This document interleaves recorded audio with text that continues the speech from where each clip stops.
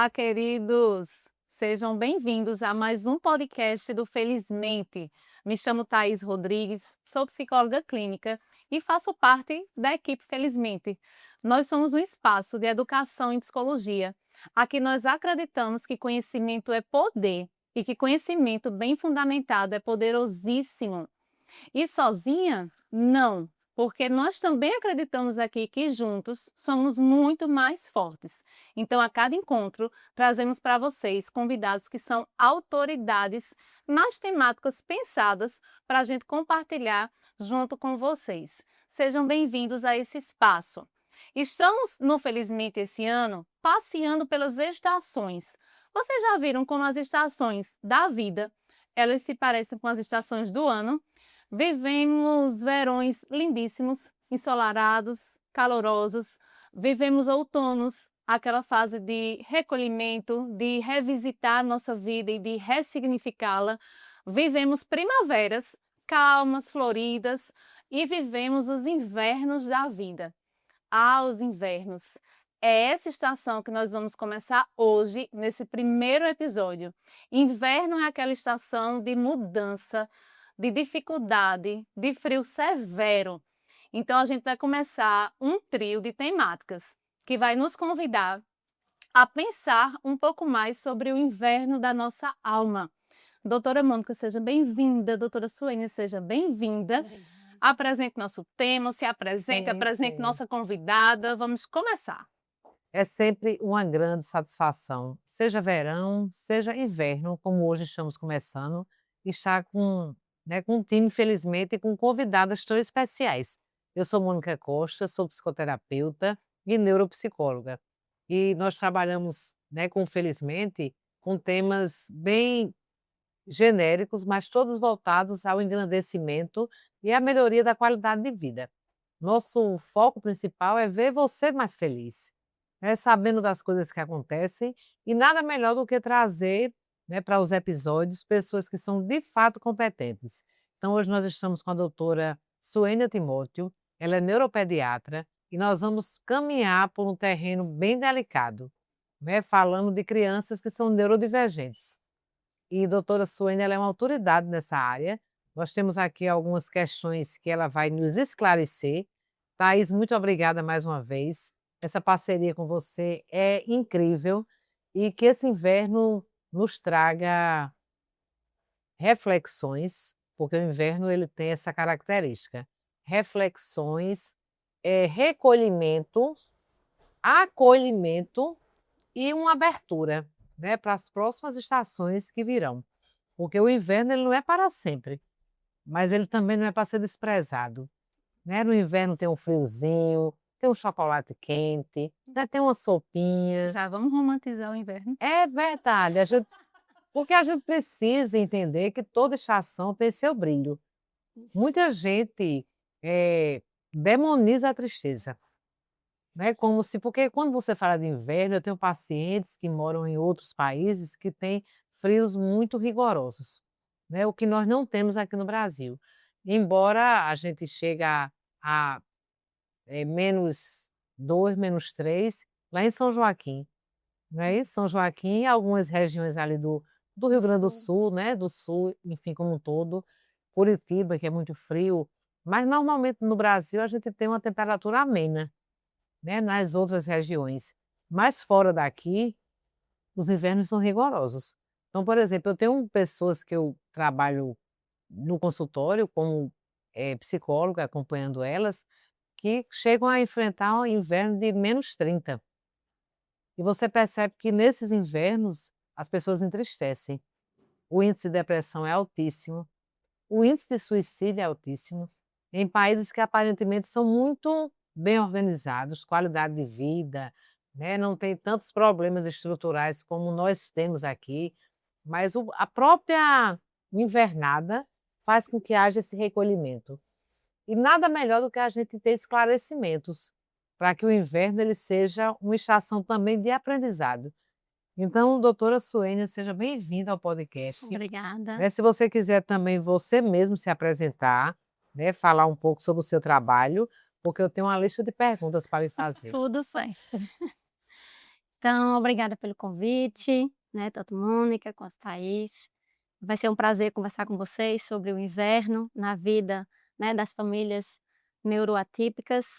Eu sou Sônia Timóteo, neuropediatra, especialista na parte, de desenvolvimento infantil, com mestrado nessa área do neurodesenvolvimento, da parte comportamental, e é o nosso dia a dia, né, o dia a dia do neuropediatra é trabalhar não só na melhoria da qualidade de vida, das sintomatologias das crianças neuroatípicas, Sim. mas principalmente estar com um olhar voltado para as famílias, e desta forma conseguir, né, fazer com que todas as etapas, desde o diagnóstico difícil, né, até mesmo a superação, das sintomatologias, do tratamento, tudo se torne de uma maneira mais leve.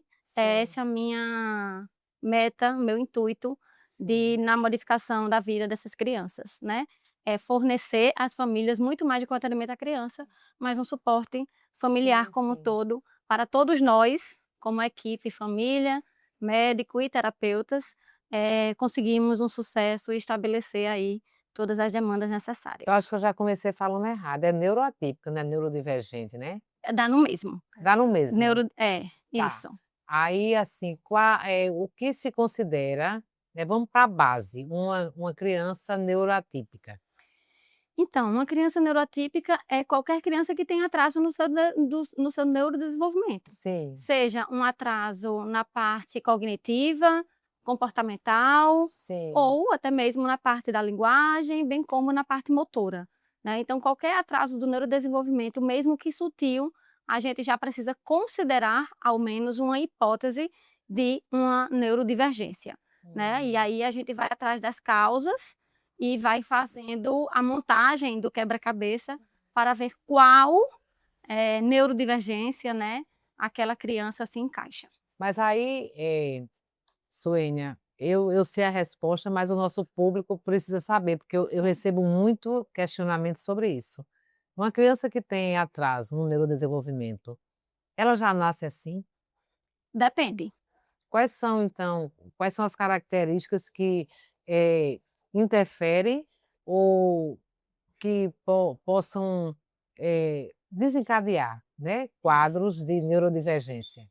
Então, se a gente for falar dos transtornos do neurodesenvolvimento, Hum, a resposta para você é sim, elas já sim. nascem com isto, A né. exemplo de TDAH, autismo, né, transtornos, comportamentais de uma maneira geral, você já nasce aí com esse diagnóstico, mesmo que esse diagnóstico seja dado até na vida adulta, né, mas uhum. você vai ter aí todas as sintomatologias associadas a isto. Você consegue identificar que uma criança é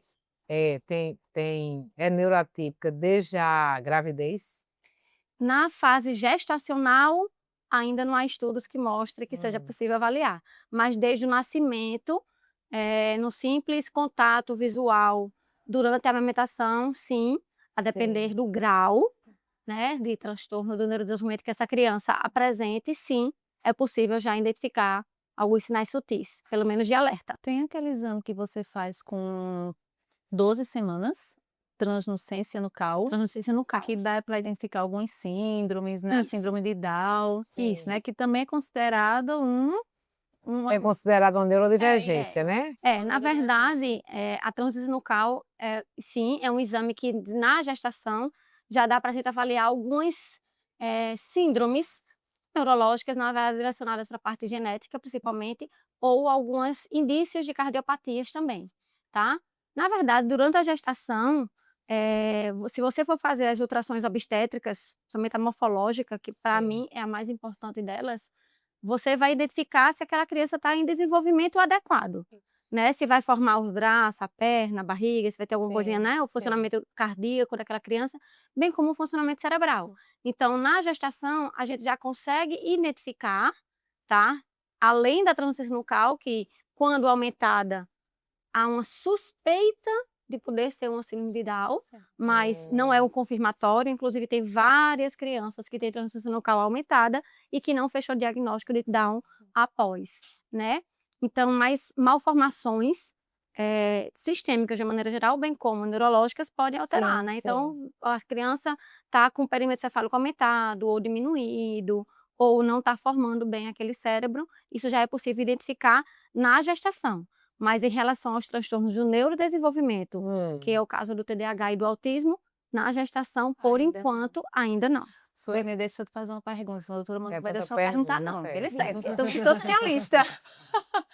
A gente fez uma postagem no Instagram perguntando sugestões de quais seriam as temáticas de inverno, né? Que a gente Sim. poderia trabalhar no inverno e veio essa sugestão de que a maternidade é atípica. Na verdade, o termo foi maternidade, mas a gente imagina que é mais um universo, né? Sim, Universo sim. familiar do que de Sim. maternidade, que seria um tema invernal. Você que trabalha diretamente com isso, fazendo esse parâmetro das estações do ano, a gente está certa na nossa colocação, é o inverno nas famílias? Inicialmente, sim. Sim. Inicialmente, sim, porque eu acredito que qualquer diagnóstico de uma neurodivergência é algo que a família não espera, né? Então, acredito que vocês como psicólogas vão saber muito mais que eu, né? Mas são as fases do luto, Sim. né? E aquela fase inicial, Hum. e o luto, como eu costumo falar para as famílias que me procuram, é muito mais do que o óbito de uma pessoa, Sim, né? Então, Claro. tudo que a gente vive na nossa vida, pode viver um luto, Pode. né? Inclusive, E o né, diagnóstico é um luto. né, por exemplo, emprego, casamento, Tudo, né, ou isso, qualquer outra, perda, né? qualquer perda Qualquer significa perda. pisas. E o Isso. luto, nesse caso, é o luto do filho idealizado, né? Exatamente. Agora, veja só, eu estou indo para a base, perguntando quais são os transtornos neurodivergentes. Aí você fala o autismo, TDAH, porque eu me surpreendo, mas eu não estranho, né? Porque hoje existe tudo muito fácil, mas muito controvertido, Isso. né? A internet é uma fonte de informação, mas também é uma fonte de desinformação. Total. Então, até o chapeleiro da esquina agora virou neuropsicólogo, né? Virou neuropsiquiatra, virou neuropediatra. Então, Isso. você vê as pessoas falando de temas delicadíssimos de uma maneira assim, e nós não queremos, infelizmente, corroborar para isso. Nós queremos esclarecer. Então, uma pessoa chegou para mim e falou: Acho que meu filho está ficando autista. Não, isso não tem como, né? Não é? Ou Porque ele você. já era, Exatamente. ou não. Mas o que é isso? Falta de Agora, uma coisa que informação. surpreende os pais também é que muitas vezes a criança vai desenvolvendo aparentemente sem sintoma no primeiro ano, às vezes até pertinho de Sim. completar um segundo ano, e depois começa a ter uma regressão. Isso. Na verdade, falando do autismo especificamente, né? Isso. Então, em relação ao autismo, digamos que a gente tem, não é tipos, mas digamos que sim, Sim. certo? E aí a gente tem o autismo clássico, né? Ou atípicos, que têm histórias mais sutis de perceber, ou características mais, né? Ou sutis ou mais graves. Sintomas, Tá? né, mais Isso. relevantes. E tem o que a gente chama de autismo regressivo, tá? Antigamente, a gente tinha um nome, uma classificação para cada quadro de autismo. Hoje, todos estão dentro do mesmo guarda-chuva, né? Que Então, é o inclusive, espectro, né? isso. Inclusive, existe um estudo que fala disso, né? Então, Sim, antes era um sim. guarda-chuva com o diâmetro menor e hoje a gente tem um Sim. guarda-chuva com o diâmetro maior. Então, várias síndromes que antes a gente chamava síndrome, né? De Rett, síndrome, enfim. Cada síndromezinha, todos estão no mesmo guarda-chuva, tá? Uhum. E aí, mas mesmo assim ainda tem isso, do autismo regressivo, Sim. tá? Que é quando a criança está indo em pleno desenvolvimento e em algum momento da sua vida, certo? Ela perde todas as suas habilidades, tá? Do ponto de vista de comunicação e interação, de linguagem de uma maneira geral, né? De comportamental de uma maneira geral, tá? Mas essa regressão, em geral, acontece nos primeiros anos de vida, tá? Até os 5 anos de vida, essa regressão acontece. Então, pode ser que uma criança esteja desenvolvendo bem e perca, principalmente nos momentos em que acontece maior virada da parte do desenvolvimento, né? Então, ali por volta dos 2 anos, dos 3 Sim. anos, as famosas podas neurais. Sim. Então, nesses momentos, pode acontecer aí alguma inversão, né, na migração neuronal, digamos assim, no desenvolvimento neuronal, e isso acabe gerando um quadro aí de TEA, certo? Mas não é porque o TEA não existia antes, tá certo? Ele já tinha ali alguns indícios, e muitas vezes quando a gente vai atrás, né, pegar a história pregressa, a gente já vinha aí de maneira muito sutil. Ou a pessoa tem um quadro de TEA muito, muito, muito, muito discreto e que passa despercebido, Sim. tá? Sim. Tem pessoas que fechou o diagnóstico na vida adulta, né? Uhum. Então, mas quando você vai olhar toda a história lá atrás, você vê que tem sinais sutis ali que esteja dentro do que a gente espera dos Do critérios critério, né? diagnósticos, Sim, né? sim. Frequentemente eu pego muitos pacientes, muitas famílias que vêm com a suspeita. Hum, E o que eu costumo dizer o importante é suspeitar, hum. tá? Mas não quer dizer que uma suspeita vai ser a realidade, Uhum. Sim, tá? sim. Então você pode ter quase todos os critérios, mas se você não tem todos os critérios, você não está dentro daquele diagnóstico, Eu Sim. gosto tá? muito de uma referência de uma psicóloga chamada Fernanda Landeiro, que ela diz sobre diagnóstico, né? Diagnóstico em saúde mental, ela diz assim: uma manteiga não significa um bolo. Isso. Uma manteiga e uma farinha não significa um bolo. Uma manteiga, uma farinha, um açúcar não significa bolo. Uma manteiga, farinha, um açúcar, um ovo ainda não significa o bolo, né? Porque o bolo você tem que estar no forno e formar aquilo ali para você dizer assim: ah, agora sim eu tenho um bolo. Então, às vezes Uhum. a gente vê isso, um sintoma, eita, ele tem isso, já é um autista, ele tem isso, Sim, já tem sim. um TDAH, ele tem isso, já é uma bipolaridade. Espera, um sintoma não significa um Isso. bolo, né? Isso. E exatamente por isso, né, os transtornos comportamentais e do neurodesenvolvimento, eles seguem critérios. Então, é uma lista de sintomatologias. E não só isso, não basta ter a lista. Precisa ter uma persistência, precisa ter um comprometimento, precisa ter Prejuízos, coisas que né? não expliquem, né, aquele contexto. Então, assim, precisa não ter um transtorno de malformação cerebral, né, alguma outra doença, uma epilepsia grave, por Sim. exemplo, tá certo? Uma paralisia cerebral grave. Então, assim, a gente precisa estar descartando outras causas, né, descartando outras justificativas, avaliar se isso está comprometendo, mesmo que de maneira sutil, a vida daquela pessoa, e Uhum. depois disso tudo, né, tirar todos os vieses, porque hoje em dia a gente sabe que o excesso de telas, né, as Isso. famílias muitas vezes são ocupadas, então não tem mais aquele direcionamento para a criança, então existe às vezes uma sobreproteção, uma falta de estímulo. Então, depois de a gente tirar isso tudo, enxugar, deixar tudo limpinho, a gente vai olhar os critérios. Então, Sim. ainda permanecem os critérios, eles são persistentes, e uma vez persistentes, eles estão comprometendo? Sim. Aí você pode fechar o diagnóstico de seja qual for o transtorno, e cada um tem Sim. seus critérios e suas Sim. características, né? Aí continuando, né, uma vez diagnosticado, né, um transtorno de neurodesenvolvimento, caracterizando uma criança neuroatípica, Isso. eh, a gente sabe na prática que, como o Thaís até já iniciou, puxou, né, essa linha, que há um luto por parte dos pais pelo Isso. filho idealizado. Eles Isso. esperavam aquele filho saudável e perfeito, e o filhinho veio com defeito, né. Tem até o livro da nossa professora, né, da formação, Adriana, que ela disse: "Meu filho nasceu com defeito, e agora?". Não é um livro dela? Mais ou menos. É, tem algum "Meu filho apresentou defeito". O tema é mais ou menos esse. Então, assim, mas ela fala mais no sentido comportamental, né, mas enfim, Afetivo, né? é afetivo. Porque na realidade eu aprendi nas minhas formações que não existe cérebro perfeito, Isso. né, como não existe nenhum outro sistema perfeito. Não. Nós temos um sistema perfeito e outro imperfeito, né, Isso. acontece que o imperfeito acaba comprometendo o outro. Então, assim como não existe corpo perfeito, não existe cérebro perfeito. Então agora existe a intensidade dos sintomas, né, e o Isso. comprometimento. Então você que convive com essa realidade, Sônia, como é que os pais reagem quando eles recebem o diagnóstico de um transtorno de neurodesenvolvimento? É muito variado, Mônica. Eh, Alegres, Hum. logicamente, até hoje, e eu tenho muitas e muitas famílias, eu não vi ninguém alegre por um diagnóstico, né, deste, tá? Uhum.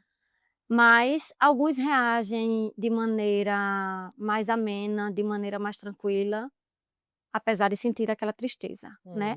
Mas eu acho que a tristeza é algo que é presente em todos.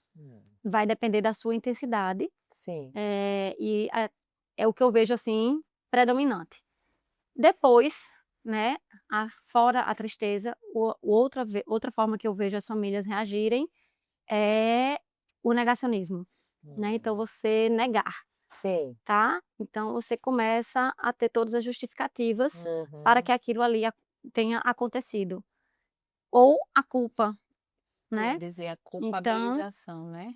a culpa é algo também que frequentemente, principalmente nas mulheres, a gente identifica. Então acho que são esses 3 fatores principais que eu vejo como reação da família, né. E aí a tristeza pode evoluir para, né, uma série de outros sintomas e outros quadros, e a família pode adoecer, ou algumas vezes, após essa tristeza, eu consigo encarar diversas famílias, vem assim na minha mente uma força, né, de mostrar que apesar do diagnóstico, a gente vai conseguir, né, aí superar e ter milhões e milhões de histórias lindas para se contar, né, que mesmo com o diagnóstico houve superação. Muito bem. Eu gosto de uma história sobre isso, né? Sobre a parentalidade atípica, que tem naquele livro Talvez Você Deva Chorar. Conheço. E ela diz que engravidou, e para ela aquela gravidez foi como se ela tivesse comprado uma passagem para Nova York, né?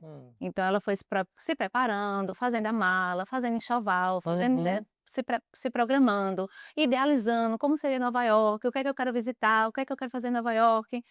E aí quando nasce a criança nasce com uma síndrome, né? A criança nasce com uma dificuldade e aquilo ali leva ela para essa tristeza, leva ela para essa negação. Tipo uma frustração, né? Gigante. Eu não vim, ela disse assim, que o avião dela caiu na Holanda. Ela disse, eu não vim para a Holanda. E aí do aeroporto mesmo, ela já disse assim, não é aqui que eu quero estar. Tá errado, eu preciso voltar para Nova York, né? Eu me preparei para Nova York, isso aqui não é o lugar que eu quero estar. E depois de muito brigar contra aquilo, de muito lutar contra aquilo, quando vem o processo da aceitação, ela diz assim: mas na Holanda também tem moinhos de ventos muito bonitos, né? Não, na Holanda tem tulipas muito bonitas. Eu consigo enxergar a beleza da Holanda depois que eu lidei com a frustração de não ter o avião chegado em Nova York, né? Então, primeiro essa etapa de não era aqui que eu devia estar, isso está errado, porque eu, né? Porque aqui comigo. Mas Não a me... minha reação que pode mudar todo o contexto, né.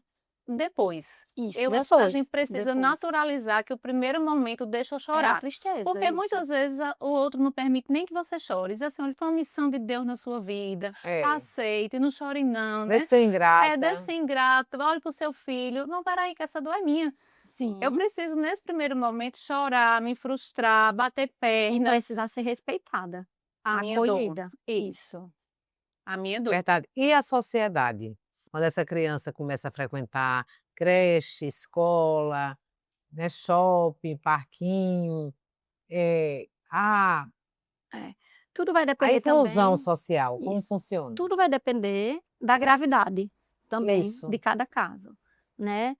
Aquela criança que apesar de estar dentro, né, de um diagnóstico de um transtorno do neurodesenvolvimento, ou não do neurodesenvolvimento, né, qualquer transtorno neurológico propriamente, seja ele físico, cognitivo, comportamental, linguagem, se for aquela criança que a gente consegue colocar, né, dentro de um meio social para que ela viva ali dentro de uma maneira social com o mínimo, né, de suporte possível, porque muitas vezes, e eu vejo isso muito no TDAH, são crianças que muitas vezes não precisam de tantos suportes visuais para a sociedade e para quem está ao redor, mas quem vê de fora não sabe que por trás daquela criança tem toda uma estrutura familiar e psicológica, né, de vocês como psicólogas, para ela conseguir estar ali.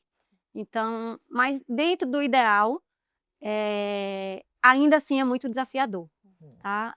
São crianças que precisam de um olhar mais empático, E empatia é algo que é difícil da gente ter nesse mundo, né. Por mais que a empatia nos últimos anos esteja sendo muito bem Sim. trabalhada, nós ainda temos muitos desafios. Primeiro que, às vezes, eu como adulta, eu consigo olhar ali aquela amiga da minha filha, por exemplo, e dizer: "Ok, ela tem ali algum problema, alguma dificuldade, independente da área, e aí eu vou tentar orientar a minha filha a acolher aquela". Mas entenda Uhum. que as crianças que estão ali dentro daquele contexto não têm a maturidade que você como adulto. Então você também não pode exigir uma empatia, você pode estimular uma empatia através dos Uhum. seus para com os outros, Hum. né. Mas cada um também, tem a sua própria carga emocional, sua própria história. Então Sim. viver em sociedade, ainda mais dentro de uma atipia, né, da neurologia, neurodivergente de uma maneira geral, é algo muito complexo. E eu acho que a gente é despreparado, Suênia, Sim. porque assim, eu na minha realidade não vivo com nenhuma criança neuroatípica. Eu não trabalho com isso, apesar de ser psicóloga e as pessoas acharem que todo psicólogo trabalha com, não é? Neuroatípico, né. E Uhum. não é assim, não é a minha realidade. Então, muitas vezes, até para eu preparar os meus filhos, eu tenho dificuldade porque eu não tenho repertório. Isso. Quem assiste um conteúdo como esse, muitas vezes são pessoas que lidam, chega na sua, o seu avião caiu na Holanda, e aí agora você vai estudar sobre a Holanda. Mas quando não, aquilo não faz parte do meu dia a dia, como é que eu vou ensinar o meu filho a agir com algo que nem eu sei agir?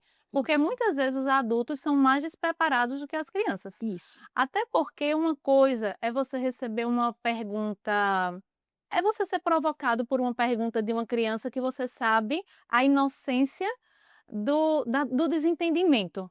Me lembro uma Uhum. vez que a gente estava na empadinha e chegou um jovem sem a perna. E aí Bruno, meu filho, bem pequenino, acho que ele tem uns 6 anos, ele disse: "Olha mãe, o Saci Pererê". Esse rapaz tinha acabado de perder a perna num acidente de moto. Foi super constrangedor, mas é uma criança, né.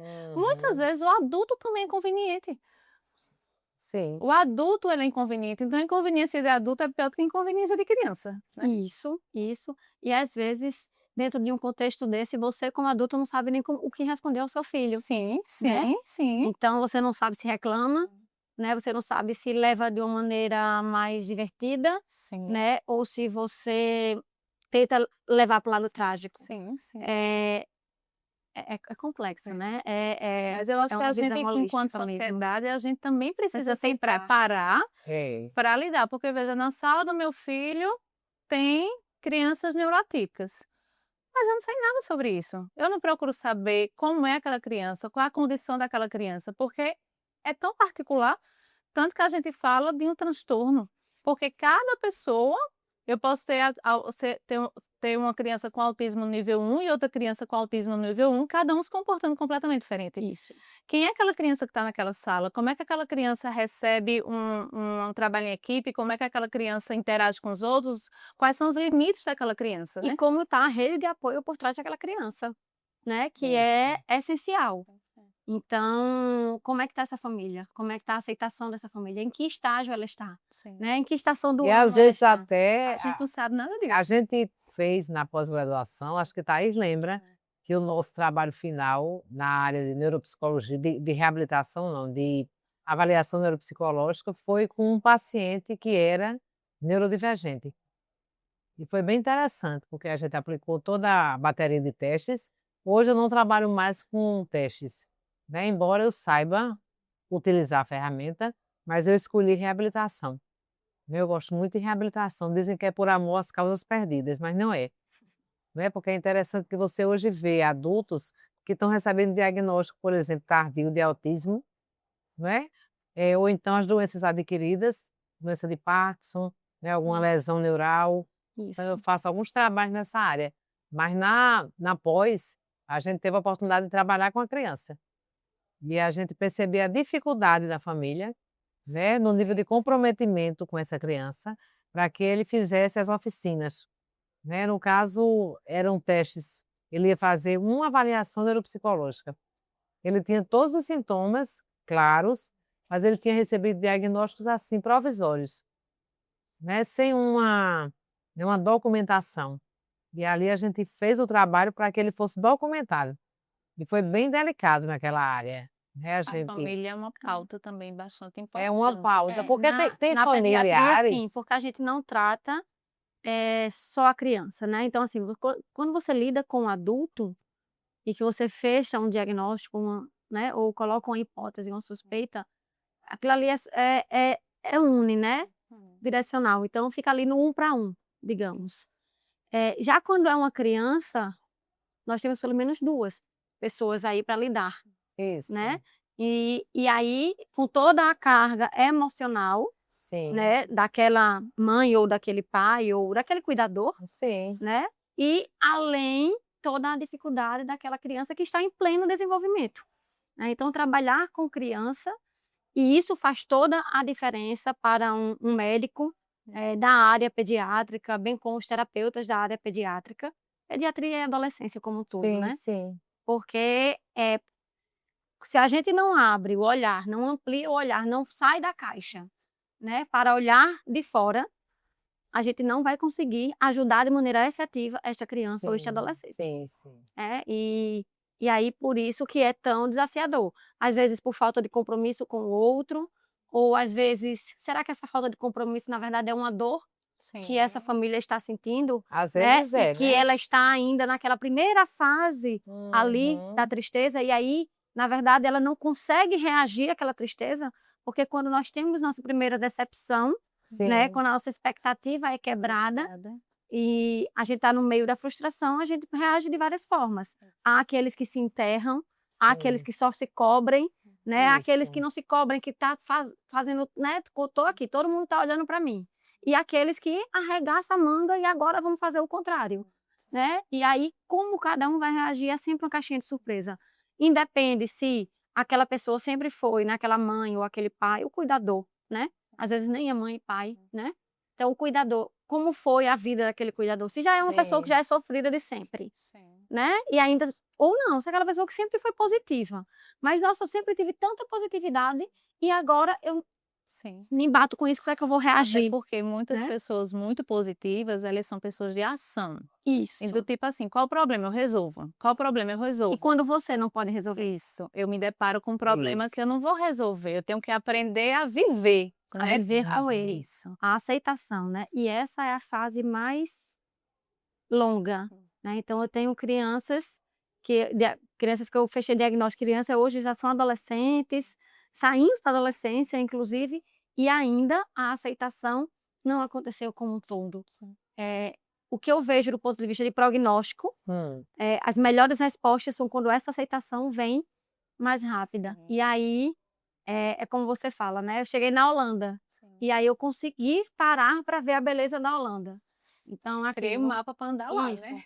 Ou, isso, né, o velho ditado: "Eu ganhei um limão, vamos fazer a Sim, limonada". sim, sim, Então no sim. momento em que você finalmente consegue aceitar e daquilo você não tentar gerar expectativas futuras, uhum. Sim. aí sim eu acho que é quando as coisas podem tender a ficar um pouco mais amenas, né. E aí aquele inverno não vai ser um inverno tão Longo. longo ou Verdade. tão frio, É. né, tão negativo. Suene, quando dentre estes transtornos neurais, né, eles, apontam para um prognóstico sombrio.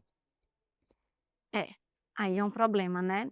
Na neurologia, nós temos vários diagnósticos, que eu costumo classificar como diagnósticos estáveis, Sim. né, e diagnósticos progressivos. Hum.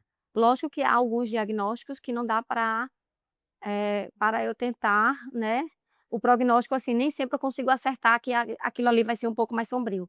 Mas sim, há doenças, e doenças neurológicas bem conhecidas, Por exemplo? eh, a as encefalopatias, desmelinizantes, né, Hum, então, por exemplo, até na fase adulta, a esclerose múltipla, por exemplo, hum, tá certo, que existe também na infância, hum, mais raro, mas existe. Então qualquer doença progressiva que quando você fecha o diagnóstico, né, hum. de uma doença rara, existe hoje em dia, né, as doenças raras é algo que Sim. antigamente, aquelas pessoas morriam e não se sabiam por quê.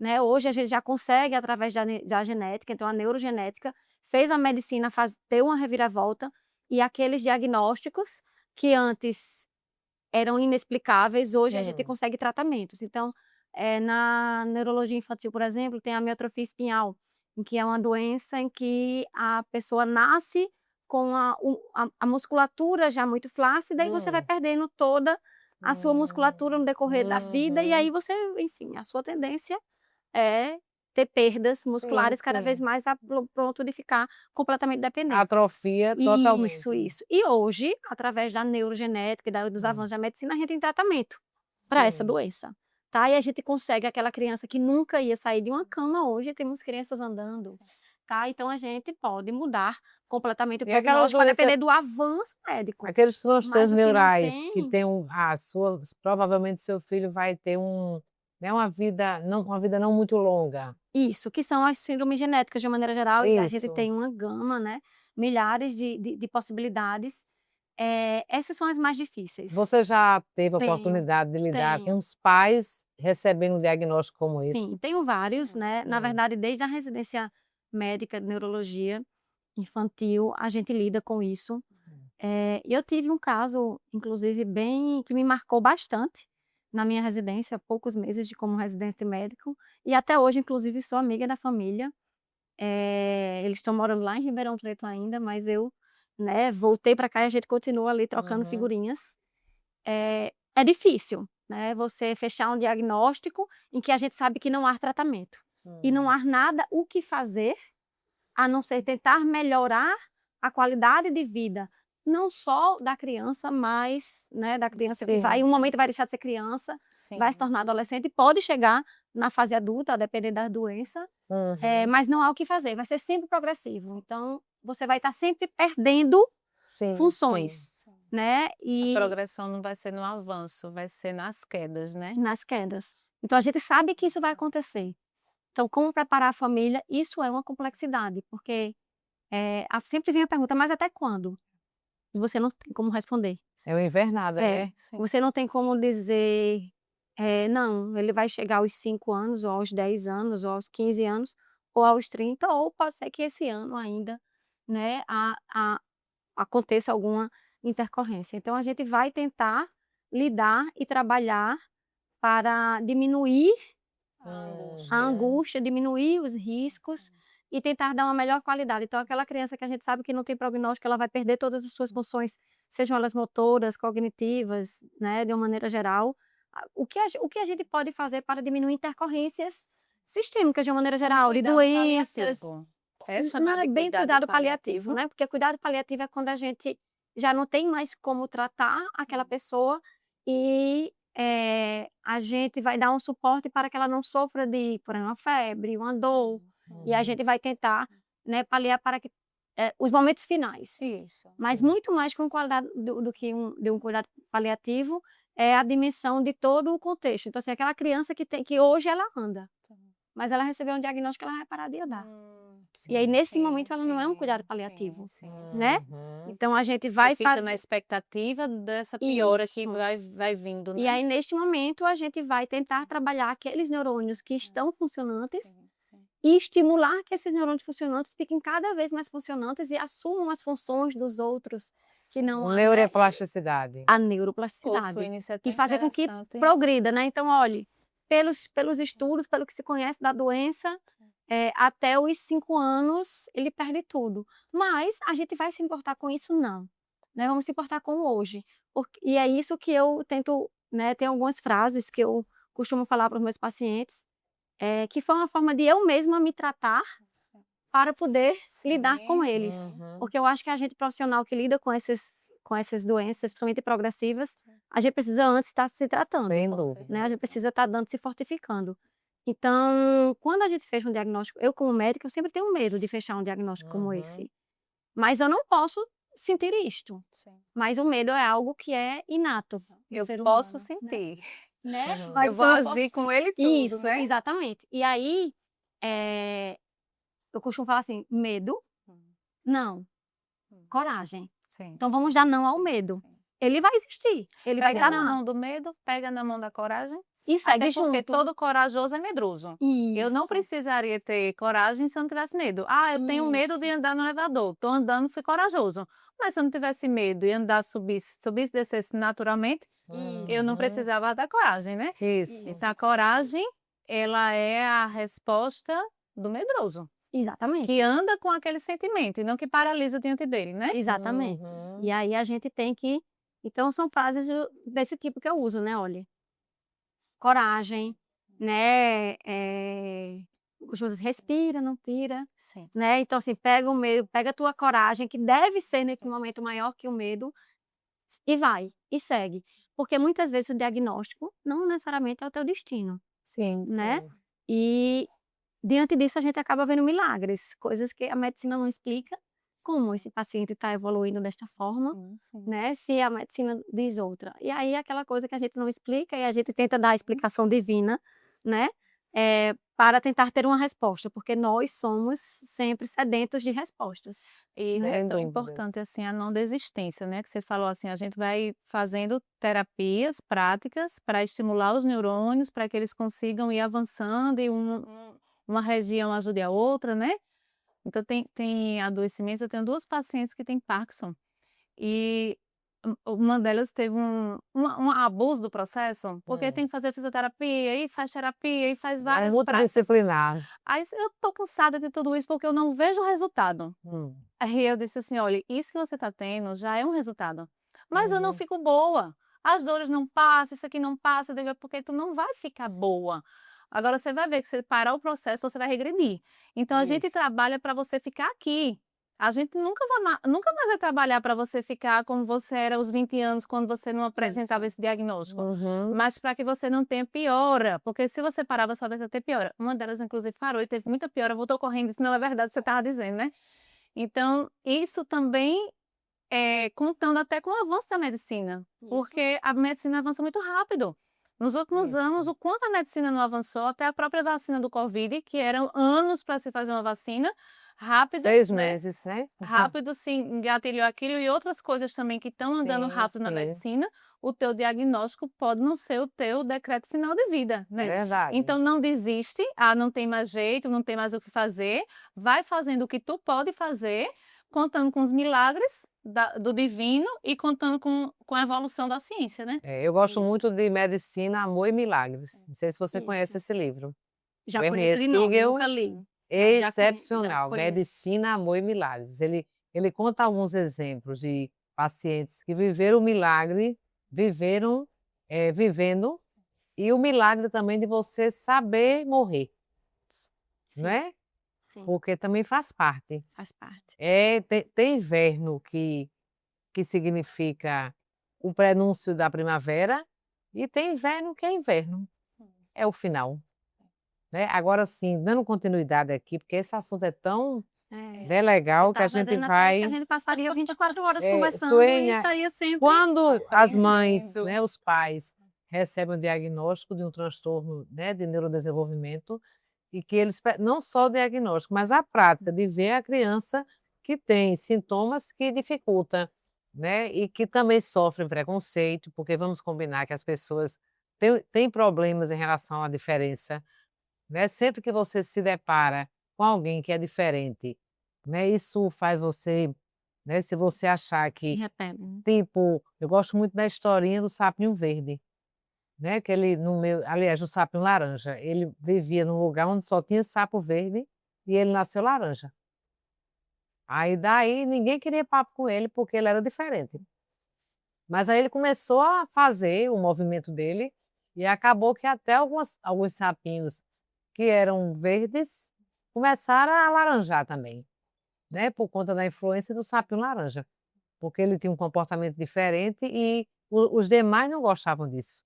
Então nós vivemos numa sociedade, de uma forma geral, que é um pouco assim, quando aparece o sapinho laranja, a gente tira de área. Então os pais, quando eles lidam com a criança que tem, um transtorno, seja ele qual for, que é uma criança neuroatípica, como é que esses pais conseguem manter uma vida, a vida deles, a vida pessoal, trabalho, estudo, faculdade. Como é que você vai dar conta de uma vida cheia de afazeres, se você tem uma criança que depende muito mais de você do que se ela fosse uma criança que não tem um transtorno. E aí? As perguntas dela estão bem difíceis, hein, Thaís? Essa mãe precisa É que eu tiro reorganizar essa eu identidade dela, porque eu se ela tem uma identidade muito isso. forte no trabalho, ela não vai conseguir Ela não organizar as vai 2 coisas. conseguir. Se ela tentar, ela vai Isso. ter um burnout, outro diagnóstico aí para ela, né. Isso, e exato. daí, na prática, como é que isso funciona? Bem, na prática, o que eu vejo em muitas famílias, né, principalmente quando existe o pai ou a mãe, por exemplo, e aí o pai consegue dar um suporte financeiro ali para aquela família, eu vejo a mãe parando de trabalhar, né, Hum. ou o contrário, E também se já não vi. puder parar? Aí se não puder parar, a vida tem que continuar, né, e aí existe aqueles que vão conseguir uma rede de apoio através, né, de avós, avós, tios, tias, amigos, e Uhum. há os que não conseguem também ter essa rede de apoio, tá? Sim. E quando não consegue rede de apoio, infelizmente, a pessoa vai precisar fazer a escolha, né? E E se não aí puder parar, eu acho que a gente parte do princípio da nossa vida funcionando do jeito que está funcionando. "Ah, eu não posso parar, eu não posso cancelar o compromisso de amanhã, né". Mas Hum. na hora que chega esse inverno, você ele precisa transforma em parar. toda a sua identidade, ele Isso. transforma toda a sua caminhada. Muitas vezes a gente encaixa o filho na nossa vida, A né. nossa expectativa, né? Não, e na nossa vida mesmo, tá Sim. aí ó, a gente tem uma visitante aí encaixando-se na sua vida para a agenda de hoje, né, a gente vai Uhum. encaixando o filho na vida da gente, mas esse filho a gente tem que se encaixar na vida dele. Isso. Ele não vai poder se encaixar na minha vida. Tem pais que dizem Uhum. assim: "Ah, eu levo meu menino para o barzinho mesmo, ele fica lá dormindo, se acostuma a dormir com barulho", né. Então a gente acaba adaptando a vida do filho na nossa vida. A gente viaja, ele viaja com a gente Mas faz isso. quando não dá, Não né? dá, né. Quando não dá, você precisa fazer Eu escolhas. preciso me adaptar à vida Uhum. dele, Isso. né. E aí, É. muitas vezes, o que eu vejo é que quando você não consegue um suporte, uma rede de apoio por trás, seja ela rede de apoio familiar, ou rede de apoio de amizades, ou rede de apoio do ponto de vista financeiro, através de se você tem condições de, né, sustentar funcionários, né, cuidadores. Então, quando isso não acontece, Sim, infelizmente, precisa-se sim. ter, a escolha. E a Uhum. escolha precisa ser da família, né? Uhum.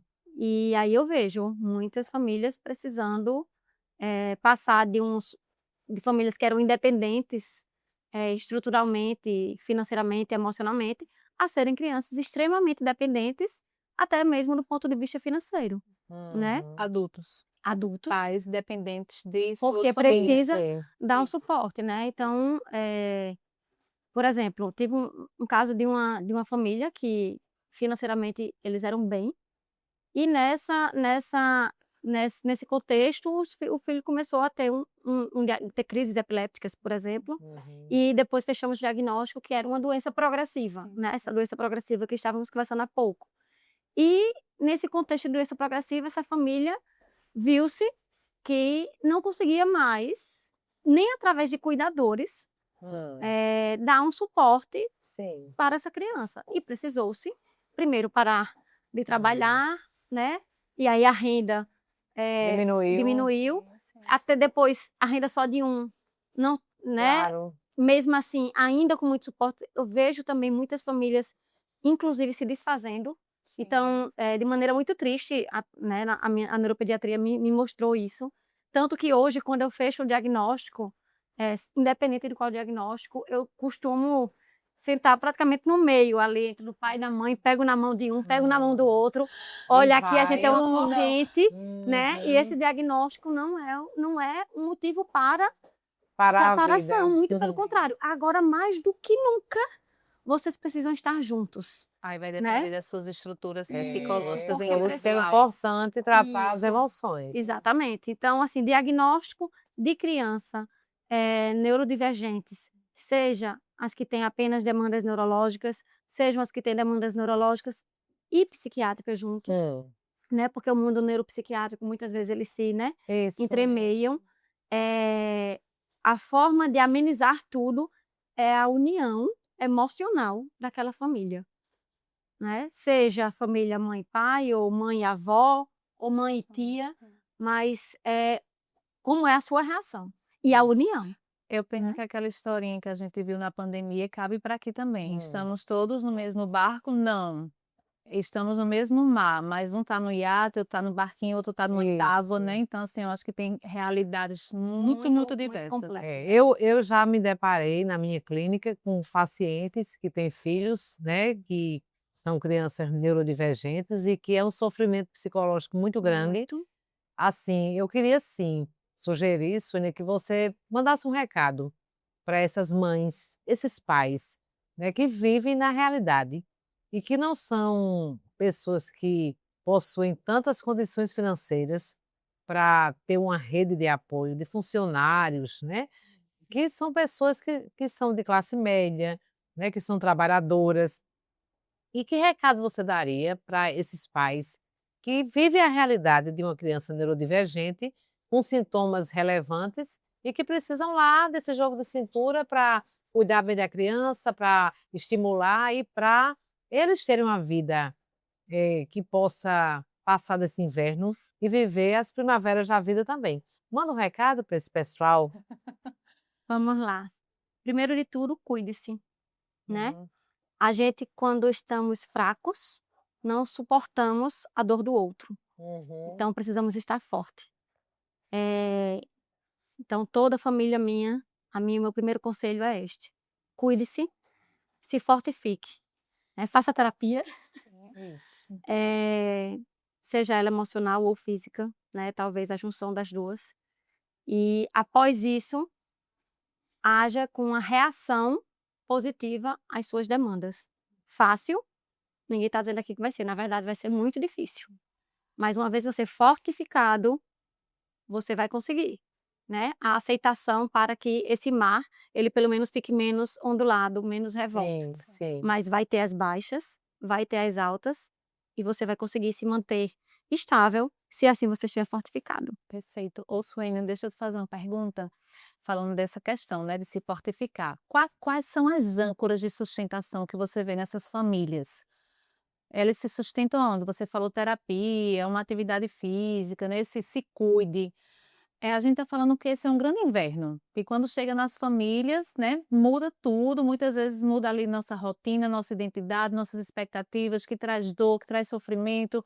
Depois a gente entra na onda da aceitação, mas quais seriam as âncoras para a gente não afundar, que você vê aí nas famílias, para lidar com esse inverno? A principal âncora é a rede de apoio. Rede de apoio. Sim. A principal âncora.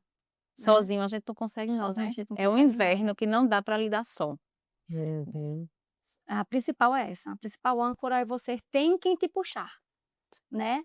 Ter alguém para remar com você ou por você Sim, em algum às momento, vezes. né? E mesmo assim, algum momento você vai se ver só. Sim. E aí, só a fé, Sim, a né? fé, E uma aí segunda é âncora. a âncora que a gente precisa, porque há aqueles casos em que você Isso. está completamente sozinho, e Sim. que você infelizmente não tem a quem pedir a mão, né, a quem Uhum. remar por você. E aí nesse momento, você se entregar, Sim, né, vai se entregar através do invisível, e o invisível só através da fé. sim. Então A as gente principais âncoras é essa, a é o gente rede de apoio começou e sobre a o diagnóstico, né, a gente está terminando o nosso tempo, infelizmente, né, não é felizmente, mas é assim que funciona. E aí a gente precisa entender, de uma forma geral, se hoje esses diagnósticos, né, de transtorno, né, de neurodesenvolvimento, eles são muito alarmantes. Ou as pessoas falam assim: "Antigamente não existia isso", né. existia, Não sempre existiu. existia. Será que a É. água está baldeada? Tem gente que diz isso. Não, sempre existiu. Muitas vezes não eram não era se falado sobre isso, Sim, eram esquecidos, eram ignorados, sim, né, não eram conhecidos. Sim, sim. Existia e sempre existiu. A isso, diferença é que hoje nós temos respostas, nós isso, falamos sobre isso, nós hoje somos uma sociedade culturalmente bem diferente de sociedades anteriores. isso, Então, perfeito. algo, sei lá, um simples divórcio, por exemplo, se abafava há anos atrás, Isso. né? Hoje não. As pessoas não se Então, divorciavam, ficavam em casa, se né. abafava, né? Sim. E hoje não. Hoje a Isso, gente consegue ter a força de funcionar, e através, lógico, das redes sociais de uma maneira geral, da tecnologia, hoje nós temos mais informações. Mas Sim. ter mais informações também é diferente de você ter propriedade para definir algo, Sem Sem dúvidas. né? Então, Perfeito. a importância é a gente conhecer, a gente falar, a gente tentar tirar a estigmatização, né? Então, a estigmatização é algo que existia muito antes, e com ela o seu preconceito. Sim. Hoje, a gente sabe que essa estigmatização né? não está melhor, né? Hum. Não existe mais com tanta intensidade, e desta Sim. forma o preconceito está menor, o que não quer dizer que ela não exista. Sim. Sim. Porque nós ainda, né, herdamos aquela cultura anterior nossa, que está, né, nas nossas veias. É o sapinho laranja. Isso, e aí a gente precisa ir aos poucos ali mostrando que nós somos, na verdade, um mundo divergente, Sim, né? sim. E através dessa divergência a gente precisa aprender a viver, né, de fato no que é sociedade. Sim. Estamos bem longe, bem longe. Sim. Acredito que não andamos ainda nem Mas eu acho que a 50% gente do andou caminho, bem né? melhoramos bem muito, Mas melhoramos melhoramos bastante. Esses dias eu Né? fui ali em Cabedelo, naquele dique, Hum. e eu observei que tinha uns 4 ou 5 crianças com transtornos de neurodesenvolvimento. Neurotípicas. Aí eu fiquei pensando, engraçado, antes você não via, ninguém saía de casa, né? Antes Sim, você tinha sim. aquele seu filho que tinha algum problema que você não sabia o que era, né? Aquela tia que tinha um problema que você não sabia o que era tudo trancadinho no quarto. Isso. Hoje eu tô na praia, eu tô no passeio, eu tô no shopping. Então o que a gente vê, a gente trata melhor do que o que a gente esconde. Exatamente. Então a gente tá vendo. Muitas vezes eu não sei ainda lidar, eu não sei como tratar. Eu sou ali analfabeto nesse comportamento. É igual no Mas quando eu passado, tô né? vendo, eu vou O me conhecimento. formando, né? Os transtornos psíquicos no passado, ou você era louco, ou você fingia que não era para não ir para um asilo, né? Para um manicômio. Mas assim, os transtornos psíquicos sempre existiram, Exatamente. né? Mas as pessoas eram tratadas de outra forma. Elas eram isoladas quando os sintomas eram muito relevantes e todo mundo tinha sintoma, porque na verdade todo mundo tem sintoma. Hoje É. antigamente existia poucos conhecimentos, hoje existem muitos conhecimentos. Exatamente. Mas, em contrapartida disso, o fato de a gente conhecer mais, e aí a nossa sociedade atual, mais imediatista, já que nós temos tudo muito mais fácil em nossas mãos, a gente quer determinar mais. Isso. E aí que está o problema atual, né?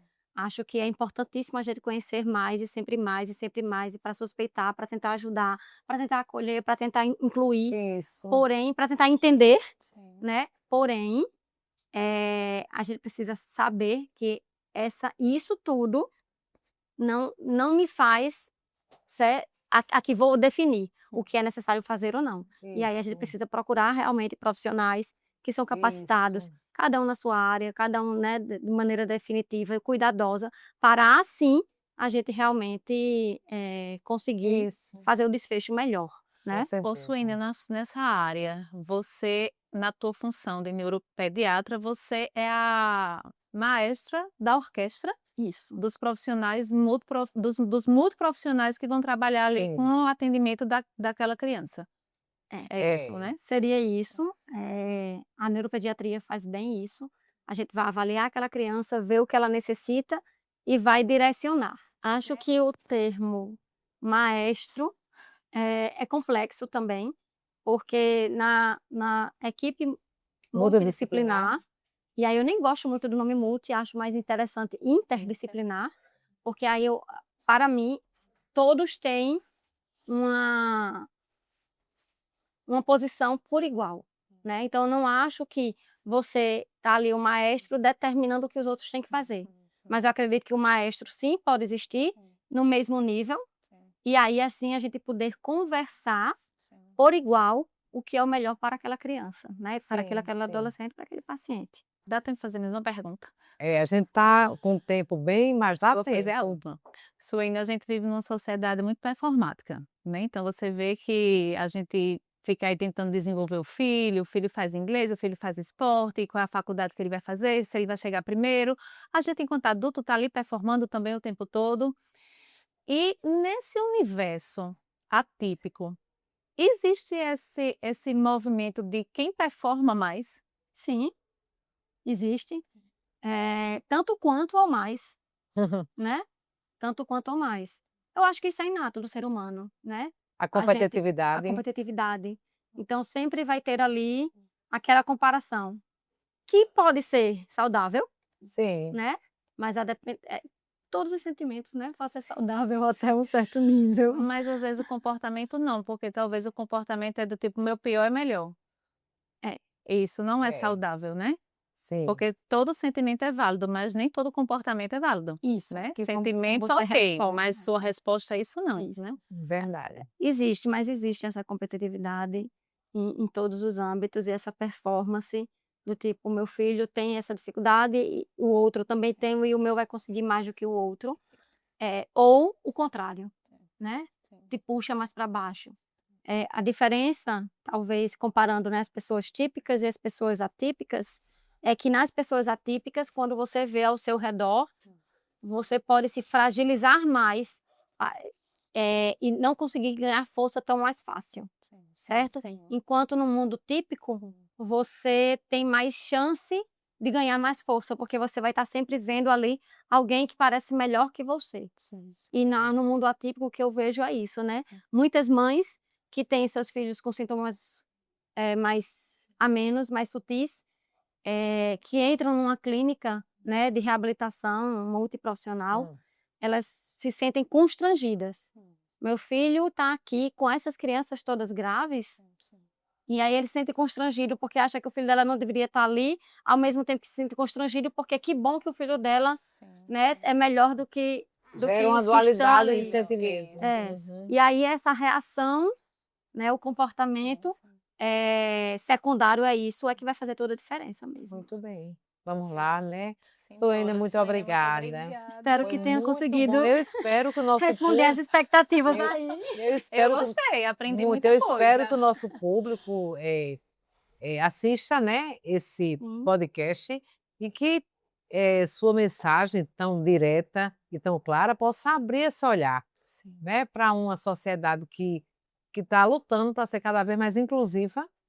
É uma luta, né, da Isso. inclusão e que para isso a gente precisa saber. E saber através de fontes que sejam sérias, Confiável. né, confiáveis, porque uma coisa que a gente aprendeu na graduação, toda faculdade diz a mesma coisa: aprenda a criticar.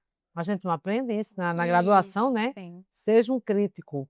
E não acredita em tudo. Exatamente. Então, hoje isso é muito bem-vindo, porque a gente vive no universo. No passado, quando as pessoas precisavam se curar, era difícil, porque você, por exemplo, nem todo mundo ia para o doutor Freud, ele era elitista, né? Quem frequentou o consultório de Freud foi a nata vienense, porque as pessoas não tinham. Então, assim, hoje você tem acesso através de políticas públicas mesmo. Sim. Tem as dificuldades, mas tem acessibilidade. Então é isso, Suene, muito obrigada. Foi perfeita a sua apresentação, nosso bate-papo. E embora nós tenhamos algum conhecimento sobre essa área, mas nunca se compara a você que está dentro dessa área, né, pesquisando, desenvolvendo, tratando. Então eu tenho certeza que esse podcast vai ser um dos mais especiais. Eu Assim, eu acho. espero. Vim preparada para aprender com Suene. Muito Isso, obrigada. mesmo não sendo assim uma pauta do meu universo, foi muito bom me preparar para ele. Eu acho que estudar para estar aqui hoje, porque até para a gente perguntar, a gente tem que estudar, porque eu me preparei para perguntar. A gente aprende, né? E eu vejo que é um universo que a gente precisa aprender para a gente realmente trazer essa diversidade para a sociedade. Não ser Sim. só uma frase de efeito, mas ser realmente uma atuação diferente no nosso dia a dia, né? E faz parte das invernadas, né, da vida. Faz parte. Vamos fazer um brinde? A gente tem um Vamos. slogan que diz assim: felizmente é possível contemplar o sol, até no inverno. De Exato. vez em quando o sol aparece. Exato. Felizmente é possível contemplar o sol. Suênia, querida, muitíssimo obrigada. Trouxemos um presente para você do Felizmente, porque a gente aqui acredita que conhecimento é poder. Então a gente trouxe um pouquinho de conhecimento para você. Nossa, adorei. Um livro lindo de um psiquiatra e um paciente, né? Isso. E você com Maravilhoso certeza vai esse se livro. beneficiar dele. E trouxemos também um presente para você do nosso apoiador aqui do Felizmente, a farmácia Fórmula e Arte. Trouxe aqui um presente lindo para a Soinha. Muito obrigada, gente. Muito Obrigada, obrigada por todo o querida. acolhimento, pela abertura. por ampliar. Vocês fazem perguntas, acham que a gente também não aprende com vocês, mas nós aprendemos. Aprendemos juntos, É, né? por mais Vamos que a gente fazer corrente, eu gostei da Vamos. corrente. Gente, juntos nós somos muito, muito, muito mais Muito mais fortes. fortes, sempre. Obrigada, Sônia. Gratidão vocês que nos acompanharam até aqui. Faz o seguinte, curte, comenta e compartilha esse material com um monte de gente que precisa ter acesso a esse conhecimento. Um cheiro e até o próximo podcast.